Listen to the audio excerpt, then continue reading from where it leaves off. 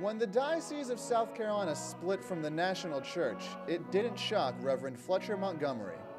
I think they've been headed this way for probably 20 years or more, and definitely in the last year or two.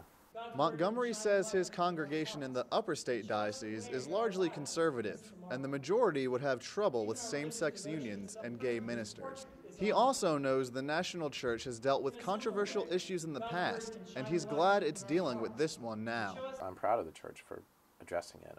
I'm sorry for other denominations that seem to have their head in the sand and not be able to address it.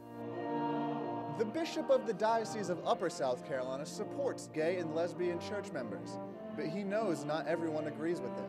In order to prevent a future split in the Upper Diocese of South Carolina, Bishop Andrew Waldo has formed a task force on unity, which meets here in the Upper Diocesan office at Trinity Cathedral. The goal is to keep the diocese together despite differences between church members. To me, the idea of unity is more about living with different views than it is about feeling that we all have to believe exactly the same things, because I don't think that's ever going to happen. Sally McKay, a diocese official, says the task force will focus mainly on the blessing of same-sex couples. Bishop Waldo is very focused on acknowledging and recognizing those broad beliefs, as well as acknowledging the questions that come with the same-sex blessings. She says the biggest question deals with keeping the diocese together.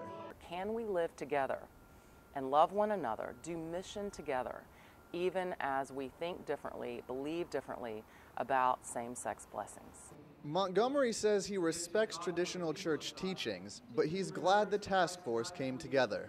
It's not how can we leave, but when we stay together, what will it look like? Brian Wendland, Carolina News.